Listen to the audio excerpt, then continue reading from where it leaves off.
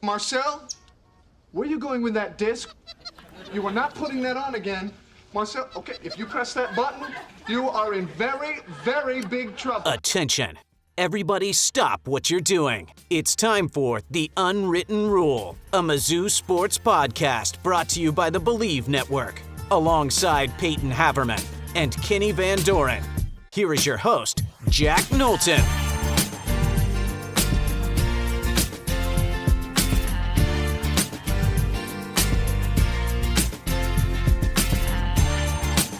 Welcome back to The Unwritten Rule presented by FanDuel. Today is Saturday. My voice cracked as I said that. I can't even get a fun intro off. Saturday, January 24th. And sound the alarm, folks. Raise the NBA draft stock. Mark Mitchell, a three-point clutch gene specialist for Missouri men's basketball. Buries a game-winning three in overtime. Goofy form and all. Right wing, just off center of the top of the key over a couple of Oklahoma defenders to sink the Sooners and give Missouri a much-needed win in the SEC. Guys, I was watching him dribble the ball up the court. First of all, in the back of my head, I was yelling, pass it to Jaden Stone, who's, a better three-point shooter, and was standing right next to him. I was also thinking, wow, I'm watching Missouri's season and any tournament hopes slip right away, if they haven't already. And instead, we're hopping on here and we're going to upload. We're going to have two shows. Spoiler alert. This is going up on Saturday. We're going to have a basketball only show. And then we're going to talk about Caden Lee and some football stuff and do quick hits for Monday. So surprise portal commitment. It turns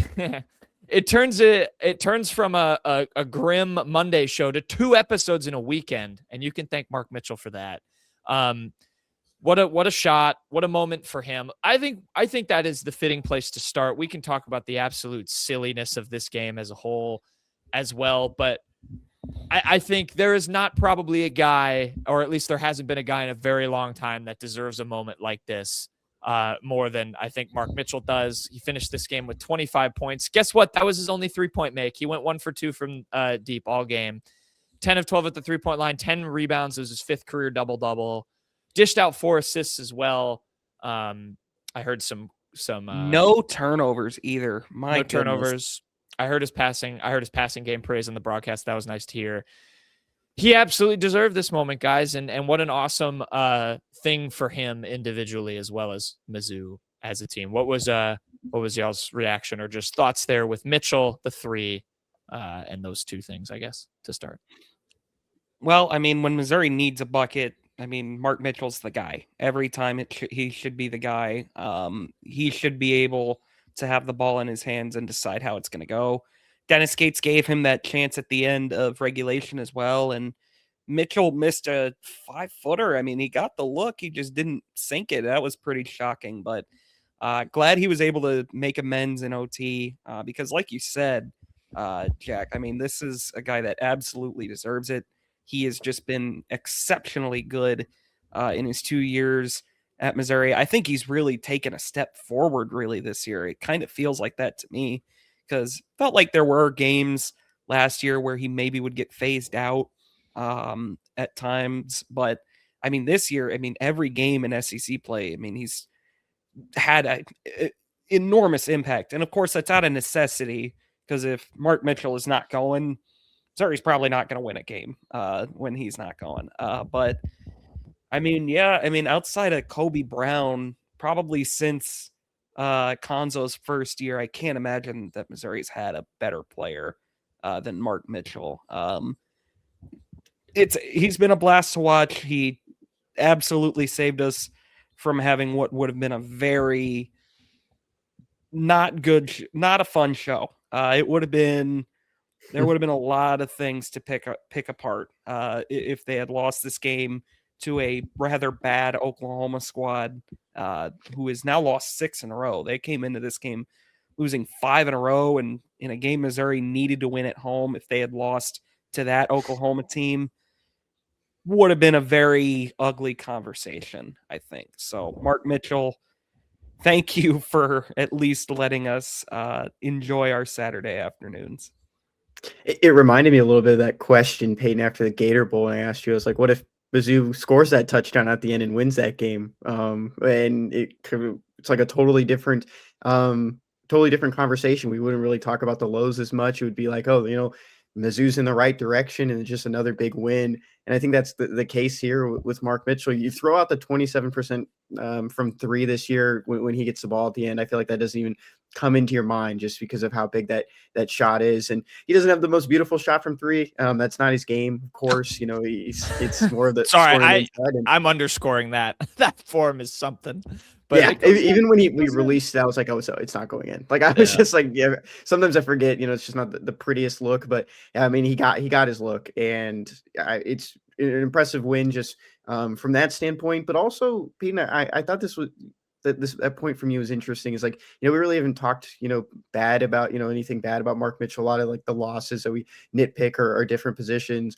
This just been such a consistent year for Mark Mitchell. There's only been really 2 games where he hasn't scored much. And you throw out that Illinois game just all around. I mean, it was just a terrible performance. There was not a good thing in the Illinois game at all. Nothing was good there. He scored 5 points. He took 6 shots an entire game.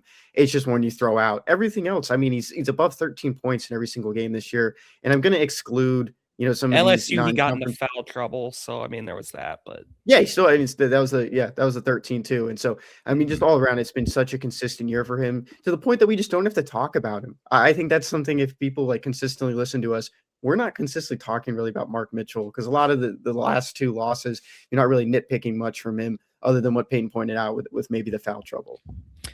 I just want to jump in on that. I mean, part of it is, and really the team in general has picked it up a bit lately. I mean, 10 of 12 from the line for Mark Mitchell. Mm-hmm. That elevates him from being a really good player to maybe like all SEC first team level if he's sinking his free throws, because he gets to the line so much. He is an impossible guard for so many different players. I mean, like, I think Tom Hart kind of put it best, like when Mitchell got fouled and put on the line in OT. Like, I think it was Brown for Oklahoma was trying to get just out of the way of him because he's like a freight train coming down the tracks. I mean, Kenny, you text this during the Kentucky game after he hit the game winner. At times, he is just straight up the ugliest good basketball player you've ever watched, but he is so damn effective. I mean, he's a throwback. He probably isn't going to be, I'm not a scout, but I can't imagine he's going to be much of an NBA like player, really. But he's a really damn good college player. I think he's kind of accepted his like just everything asked of him from Dennis Gates, and he has become probably my second favorite Mizzou basketball player of all time. But I mean, that's just a personal thing. I can't imagine there's many gripes about Mark Mitchell at Missouri. Yeah, so last year 13.9 points a game, this year 17.3. His rebounding has jumped 4.7 to 5.3. His assists are the really impressive thing. He's 20th in the SEC in assists per game. He's at 1.9 last year. He's at 3.2 this year. He is turning the ball over slightly more, but it's 2.2 turnovers a game. And for how much he's getting it, that's sort of an irrelevant number, I think. But I mean, think about the amount of building. He's slowly building, I think, a first-team All-SEC case if Missouri. Yeah, I mean, think about the amount of times teams throw doubles at him. Like, it's essential for him to be a good passer at this point. And like you mentioned, Knowlton, I mean, he really has taken a jump there this year. I mean, I remember in regulation, he just whipped a perfect pass, like when a double was coming at him for Cruz in the corner. Cruz didn't sink it, but I mean, like, he's just got great vision. He's a very smart player. And then in games where he's attempted at least 5 free throws, I say that to exclude a 3 for 3 from the line against Georgia.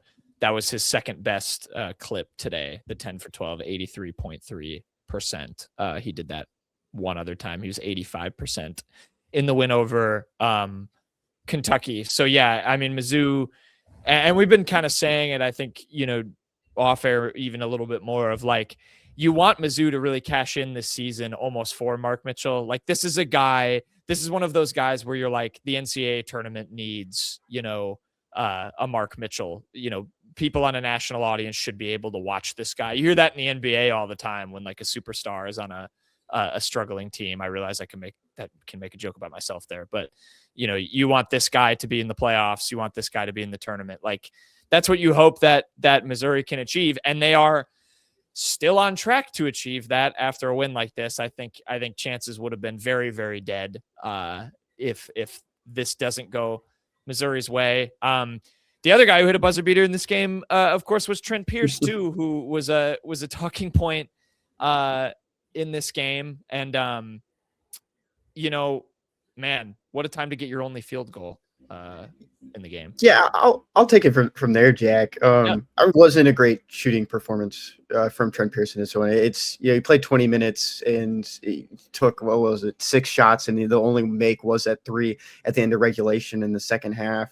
But I think that just kind of just shows, some of that clutchness from this Missouri team. And it's not something you can quantify. But when you go back to last year, it was a very tight-knit group. And I think this year it's not as, strong in that sense. But I still think there's a lot of, trust in some of these players. And they trusted Trent Pierce to take that shot. And, it wasn't the best shot for him. But this team wouldn't be in this position, if guys like him and Jaden Stone didn't come back. And the way Trent Pierce has come back, just for not playing in non-conference play to now being, in that rotation and being a guy who you can rely on. I don't know if Missouri would be in this spot. He's one more year of eligibility. You get the thoughts in your mind, would he go somewhere else if this Missouri team doesn't figure it out and keeps rolling? It's going to be someone you want to keep back on this team. I mean, he's one of the best bench players I think that Missouri has, when you kind of compare it to the last couple of years under Dennis Gates. And I mean, he's been a guy that's been in a starting role before for Dennis as well. Not the best performance for him overall in this game, but I think just that shot as a whole really just boosted his stock in that performance. Payton, I'm going to give you a prompt off of that because I think that's a fine talking point to go off of. He of course has come back from injury. This was his, I think, 6th game that he's played in this year. 1, 2, 3, 4, 5, 6, 7 game. 7th game that he's played in this year. But Payton, Kenny said it, a bench impact guy. That's what he's been. I think overall he's been very impressive. He's only scored 12 points in the last 2 games for Mizzou. Obviously struggled from the field today, but we were talking a little bit during this game about him versus a guy like Jacob Cruz, who in this game, 6 points, 2 of 6 from the field, 2 of 5 from 3, wasn't much better. And I think we've had conversations on this show earlier this year about Cruz and him coming off the bench and doing a good job. Might there need to be a switch that happens for this team to maybe not need a Trent Pierce buzzer beater to pull away from a 1-5 Oklahoma team? I realize that might be shifting the tone of the conversation, but I'm curious what you think of that along with Trent Pierce as a whole. Sheesh, we already got one lineup change today. We haven't even talked about. We're talking about hypothetical ones. No, I do think that maybe that's an avenue Dennis should look at because I just don't think Cruz really. I don't know that he knows like he's settled into the flow of the game with having guys like Jaden Stone and Trent Pierce back yet. I mean, they kind of need to get Cruz going because, quite frankly, I think he's one of about 7 players I think are even usable at this point in time, despite what Dennis Gates' rotations might tell you. I think it is something worth pursuing.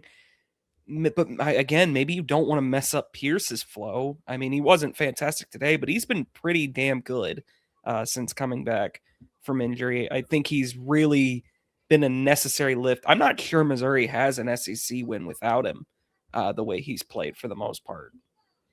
Yeah, I would like to see the change happen because I think Cruz, to me, he was someone that I think disrupted the flow in a good way offensively, where you see Mizzou get into these slumps. And like earlier in the season, it would happen. Granted, it was against some bad competition, but you'd throw Cruz out there and it felt like he kind of relished that role of like, having some energy, coming in off the bench, running around, getting open and hitting threes. And I think you're right. That is sort of lost a little bit in the starting lineup when Missouri is growing into some of these games. And like, they're trying to give the ball to Mitchell and have him go score. You've got Jaden Stone is another kind of mouth to feed on offense. I kind of like Cruz as a second unit, like boost versus Pierce is someone who clearly is going to be out there at the end of games for Mizzou too.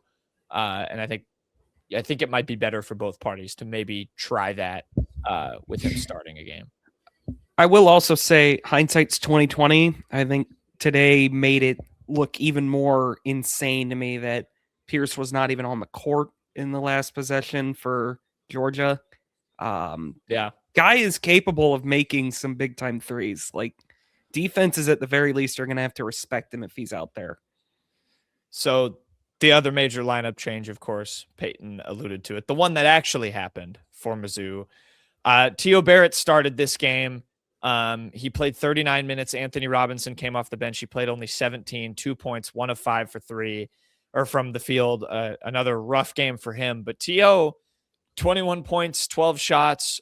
He scored 9 of those in the second half. He scored 3 in overtime, 9 in the first half. So a fairly balanced game, 6 rebounds. He only had 2 assists to 4 turnovers, which I think continues to be the nerve from him. But I mean, have we finally turned the corner for you guys? Like, is this now just going to be the offense for T.O. Barrett to kind of run? Because I mean, Payton, you mentioned it last time, what Dennis Gates' comments about Ant and how they needed him to step up to win. It's as close to kind of openly reaming a player as Dennis will get. Actions speak louder than words, and he's left on the bench. T.O. Barrett, I know everyone kind of has their hesitancy with him and some of the turnover stuff, but 21 points is 21 points. He helped this team to a win in much more minutes than Anthony Robinson. This, I don't know, it feels like maybe a signal that this is what it's going to be going forward, which is just kind of shocking. Yeah, and it's kind of got to be. Again, T.O., I think, is, as a point guard, a limited player, and I think the ceiling is limited with him. He doesn't run the offense, I think, how you'd like a true point guard to run it. I mean, 2 assists to 4 turnovers is not great from the point guard. The ball bounces a lot when he's running the point sometimes. It's stagnant at times. But here's the one thing he does that he has over Ant that I think makes the biggest difference and why I am for this lineup change right now. There is not an ounce of timidness to T.O. Barrett's game. He is the most confident player, aside from maybe Mark Mitchell, every time he has the ball. He's found his niche. He knows he's good at driving. He knows he can give you 110% effort and make some gritty, nice plays. I mean, he's a small guy that's pulling in. I mean, maybe not super small for like the guard position, but he's not a guy you expect to bring in 6 rebounds every night. And he does it pretty much every night. And I think that's an effort thing. There is not a wasted motion to his game. He really, really believes in every single thing he does out there. And I mean, why wouldn't he? I mean, he's flinging himself around, getting to the line. He's just scored his career high in points. Right now, he is absolutely the better option at point guard than Anthony Robinson. Again, as a true point guard, I really don't think he's that. I don't think he's a fantastic point guard, but I do think he's a good player. And I think right now he absolutely should be getting way more minutes, let alone starting over Anthony Robinson. Anthony Robinson has simply not earned it. I think you can argue he's probably even more confident than Mark Mitchell. I think Mark Mitchell's just the most talented player on the floor. And like you were pointing out earlier, he's just such a smart player. You saw like T.O. Barrett had moxie today too. Like after one of the, I think it was in the second half, right before halftime, he drew a foul on a shot in the paint. It might've been in overtime. And he kind of strutted. I mean, he's got moxie for this position. And, you know, I think Max Baker, a good friend who's been on the show a long time ago, and you pointed it out, you know, well, that, you know, he's such a confident guy in transition. He can score in transition. He will get to the paint. He does not care about getting hit. But he's not that consistent as a facilitator on offense, and that plays into the low amount of assists. His passes are not always the best when you're just running a traditional straight up offense. You're taking the ball down the court. That's where a lot of those other misses have come from. And I think that's something that you try to get over the hump of, you know, trying to find open men a little bit more than some of those shots. And a lot of them were falling, even with, the misses. And sometimes those stick with you a little bit more because it's kind of a dead possession. just overall, it's a little bit of like a conflicted player. Some people are going to like the confidence of T.O. Barrett, but sometimes that confidence doesn't result in the best offensive possessions.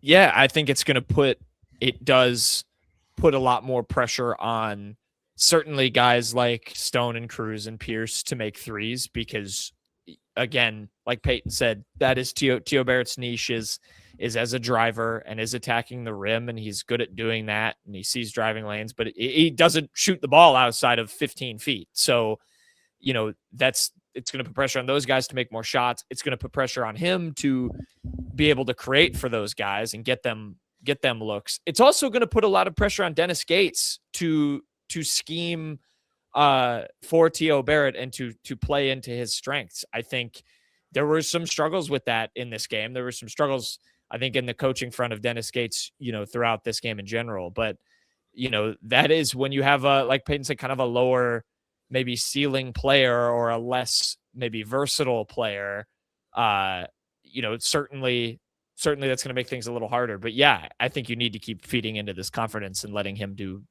his thing. Yeah, I was thinking about this as well, like just throughout the game. And I think the last couple of days I was trying to pinpoint one. I didn't even know he was going to start or even have this much production. And I like the word, conflicted, because I feel like that's a good way to describe T.O. Right now, just because he did play well in this game. But, as we've mentioned a couple of times, there's just some shots, some takes that you're just like, oh, no, why are you doing that? And I was trying to go back, between the last couple of years, just in the Dennis Gates era, and I was trying to find someone who's been, as conflicted. And I thought DeAndre Golston was one. Very two different players. Like, they're not comparable in that sense, but it is one of those ones where it's like, why are you doing this? And then sometimes it goes in, and sometimes it works, sometimes it doesn't. And I wanted y'all's take on that. If you've kind of had a conflicted player in the Dennis Gates era where it's like, oh, what are you doing? And then it ends up working. Payton, I have one that comes to mind. I'm curious if you're going to think of the same one. Should we say a name on 3 and see if it's the same name? I had one come to mind right away. I honestly don't have another that comes to mind. Okay.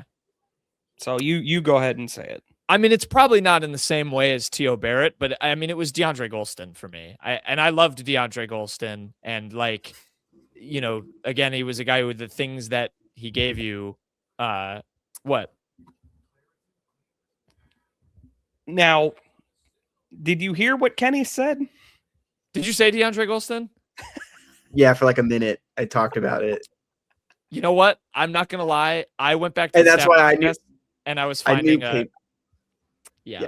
That's I knew Payton was thinking that. That's why I was. One besides Golston. My bad. Maybe Carter. I'm not gonna lie. I was no, looking because at another. Most of them didn't go in for Carter, and he wasn't. Yeah, I think the last year for him really didn't help either. It just wasn't. Yeah, the first year wasn't good either. I will hand up on that. I'm scheming my next prompt I want to go to while thinking of that, and I admittedly I've been there. I asked Kenny about corners once right after he had talked about corners in the portal. I had an Oklahoma stat in my brain that irked me. On Golston, I do agree there are moments where Golston has like Golston and Barrett both had like the why are you taking this shot? But the difference is you were never asking Golston to run the point. He was very much like a ISO, go get me a bucket guy. Barrett at times plays like that. The problem is Barrett right now has to run the offense. And I think that's the difference and why it's a little more to me like why it's ceiling limiting with Barrett. Just because he needs to be a better facilitator. I'm not saying he can't eventually be that guy, but he's probably not going to make that leap in a big enough capacity this year. And that's why I think when I say the ceiling is limited, I mean with this team, like with Barrett. Like this team would be better off if Ant was playing to his full potential than Barrett. Long term, maybe T.O. does take that leap, becomes a very good playmaker, really is able to get some good action going on offense, but I don't think that's who he is right now, but that's okay because you can find, and like Knowlton was talking about, scheme ways to play with his skill set and find ways to win games with that. Yeah, you just have to trust Dennis to do that. Kenny, I'm trying to think. I don't think there's one to the level of Barrett or even Golston that I can get to in Dennis's era. There was a little bit of it, maybe in Dennis's first season with Sean East. I had it a little bit, just at times. And then the other one actually was Trey Gamillion. The beginning of that year, Trey Gamillion was awesome, and then sometimes you were like, this guy doesn't need to be in the game right now.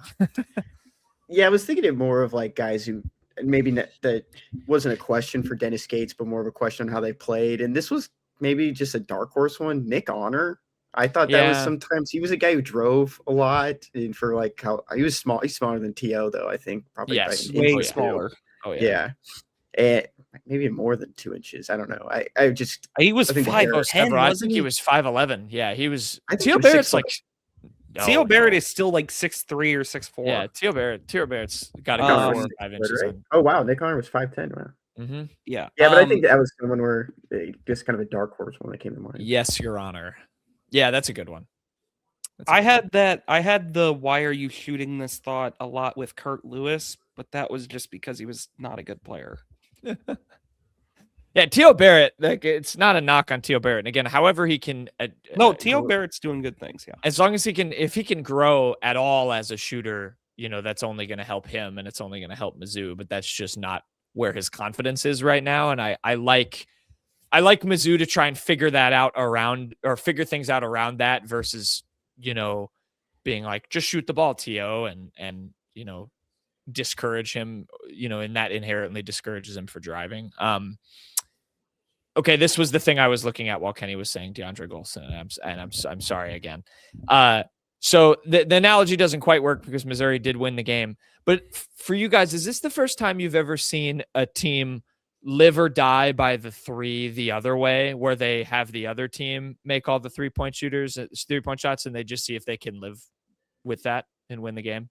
Because I mean, that was pretty much all Dennis's teams did the first few years. To be fair.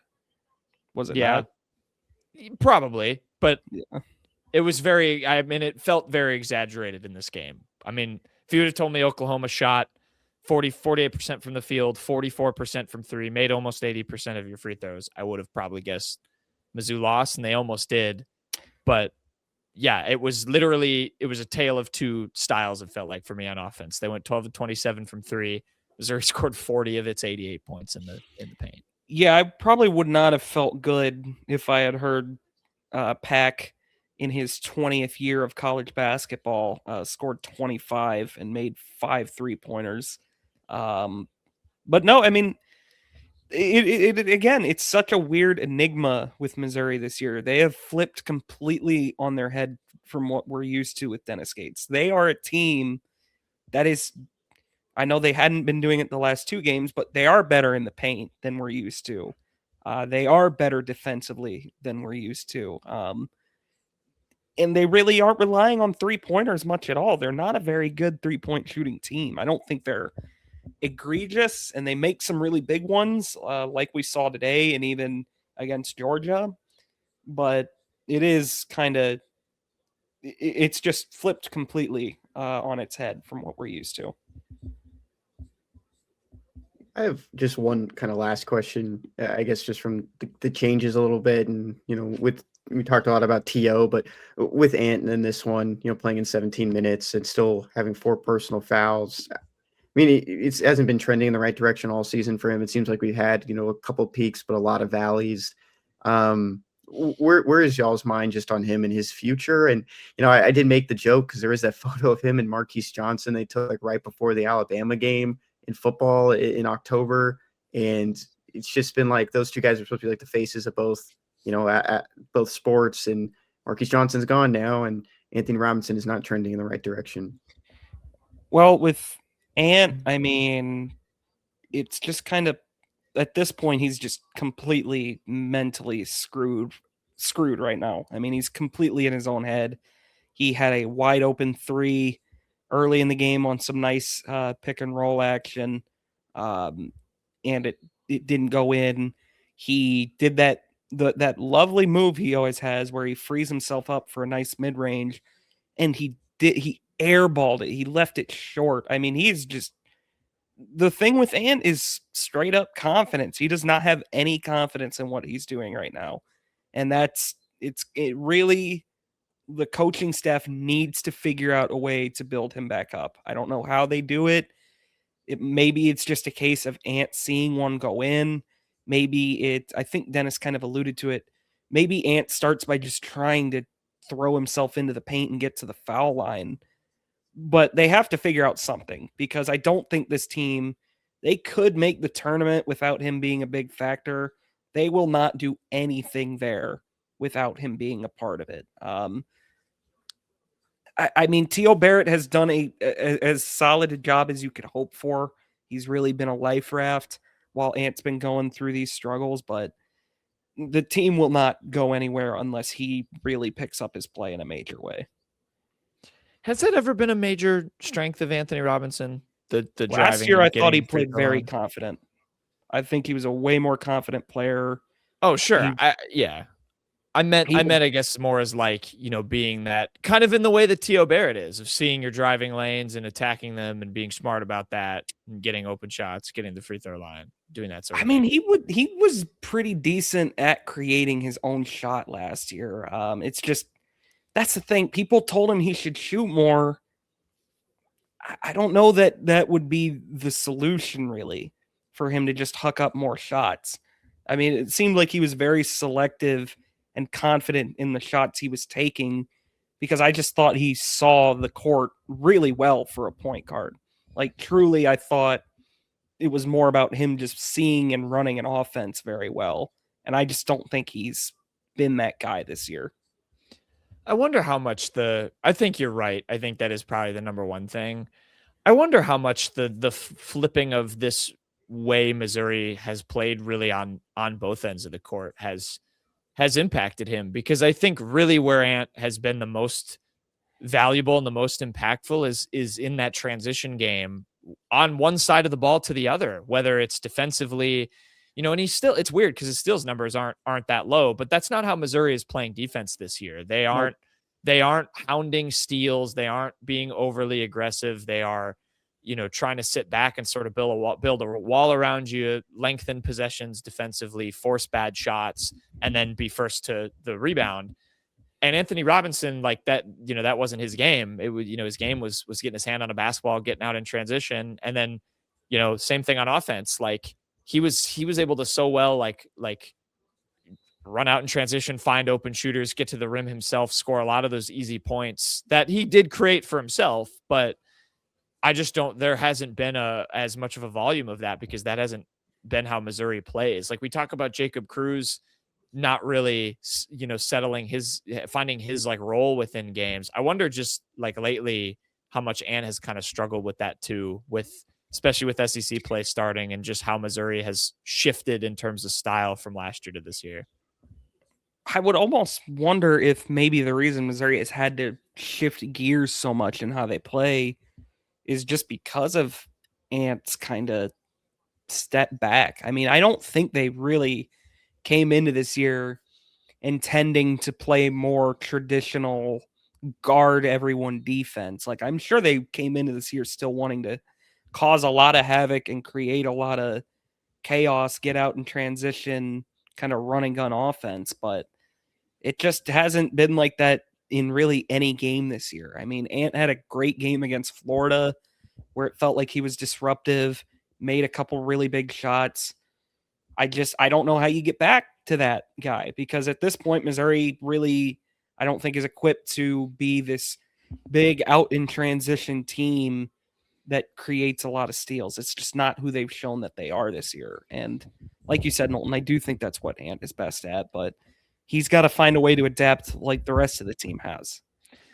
Yeah, and I just don't know how fast you can adapt too. Like that's the big question I kind of have. How do you change your role so fast? And when you're still trying to find your footing of the player that you were excelling at last year. We talk about the TO struggles with facilitating the offense and not having a lot of assists and probably not dishing it at the highest rate. Can they kind of, figure out that front court where you have that back court where you have TO working as more of this kind of slashing, put his head down and run through someone guard. But then, for someone like Anthony Robinson, who's just trying to find, an ability to make an impact in this offense again and just go back into that passing role, worry a little bit more about defense, and because a lot of these shots just aren't falling. But I think that kind of throws a wrench into the Jaden Stones of the world, some of these other guys that have been in impact guards. So yeah, I think it's a real interesting spot to be in, especially when you put T.O. into the starting role. And I think he's going to run with it. He showed no reason not to start next game, the following game, just indefinitely, just moving forward. Yeah, definitely. I mean, the TO thing needs to continue to happen for this team. He's earned it, like you said, Kenny, without question. Yeah, I don't know. I'm just kind of staring at his KenPom numbers and just trying to make sense of that. I mean, the glaring one for Mizzou as a team, they were 113th in tempo last year. They're 240th now after this game. I mean, that is a stark difference from a style standpoint. And it seems like Anthony Robinson's been kind of a pitfall of that. But regardless, Missouri gets the win. Mark Mitchell hits 1-3 for the game, and it was the biggest one of the game. Trent Pierce hits 1-3 of the game, and it was the second biggest one in the game. I joked to you guys in a text. I said, dang, Mizzou's getting all these rebounds. It was after Oklahoma got an O board and I think tied it. They're going to get all these rebounds and miss the ones that actually matter. And it kind of went the opposite. Oklahoma hit all these threes. Missouri made the ones that mattered the most in the end. They get the win. Their tournament hopes are theoretically still alive. KenPom's now got them at 8-13, 8-10. That would not be good enough, but that's where not even close. We haven't talked about him yet, and maybe we just let Payton talk about him, just because he's going to have the exact same thoughts that Jack and I might have, but a little bit more extreme. But Sean Phillips, Payton, he's just kind of inoffensive today. I mean, he again gave up the crucial bucket at the end of regulation. I mean, he has been a straight up late game sinker the past week or so. I mean, but 9 boards. I mean, he was fine today. I mean, today was okay. It's +2. Whole starting 5 was positive. Actually, man, I mean, Ant Robinson -10. That is just. That's Northweather. Those 3 minutes he was in, he got. I mean, you think OU had the scout on him? They ran right at him. Do you think that was kind of obligatory? I don't want to be too harsh, but former team. What do you mean? Like it's former team. Maybe it was just. Yeah, and it very easily could have cost Missouri the game. It was pretty. He was pretty terrible in his 3 minutes. 15 of 26 on layups is not good either. You know what? We would be talking about different stuff if the Missouri doesn't win this game. That's what buzzer beaters do for you. So Missouri survives. They now have to go to Tuscaloosa, Alabama to play the Crimson Tide, which I believe at the time we were recording this, they play Tennessee tonight. That's the first game back for Charles Bediako. So at the time we're recording this, that is. I can't believe I'm saying this, but go Rick Barnes, go Vols. I hope they beat the brakes off. Vols? Alabama. No. Give us a Duval, Payton, before we go to. Well, we're not going to anything before the show ends. Only if Kenny gives us a Sun Devil. Oh, good point, Kenny. If you're watching on the YouTube, we appreciate all the comments. Any comments on YouTube? I think you can comment on Spotify too.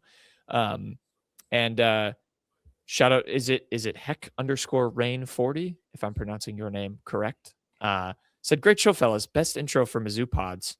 Which I appreciate that. I made that intro I think in 2023. And I was very proud of my work. So thank you for that. Missouri won the Cotton Bowl that year. Heck_Rain40. And thank you for watching and listening and putting up with us. So comment stuff. We will see it. And we will. There's more to that comment. Oh, yeah, there is. This guy. This was a question about shooting that Heck_Rain40 also asked. Said, is it a coincidence that shooting has fallen off since CY left? He was the quote unquote shot doctor, but I also typically wouldn't think one coach was the total cause/effect on that. I agree with you on that second part. I think it's I wouldn't like to think that especially at the college level, that a whole team shooting would slump that much when one coach disappears. But it is a very good point. That's something we hadn't raised all year, that CY, of course, had a lot of influence on that. He's gone. Missouri's jump shooting from outside, not very good, fellas. I don't really think it would be the reason. I mean, we said coming into the year we thought Missouri might not have the personnel to be a good 3-point shooting team, and that was before we knew if Jaden Stone would even give them anything. So it's possible, but I don't think it's likely. I mean, it didn't really, I'll be honest, it really wasn't met with a whole ton of sorrow when CY left. I mean, it's not like people thought it was a big time loss. Yeah, it is interesting. But yeah, I think this year with Mizzou's team, there's just not as many good shooting personnel members there. But guess what? Mark Mitchell can do it if it's at the buzzer in overtime. He can make it from anywhere. So yeah, thank you for the comment. And yeah, drop more stuff like that. We appreciate prompts to foster our discussion, because then otherwise I have to ignore Kenny so that I can read something about the Oklahoma stats to bring up as the next question. That'll do it. We'll have another show Monday. Thank you for watching, listening as always. And we'll have the intro Heck Rain just for you on 2 shows this weekend. So there you go. Packed time in the end of January. Who would have thunk it? Maybe Kenny did, with there only being one football transfer portal now. Thank you for watching, listening as always, and we will see you on Monday.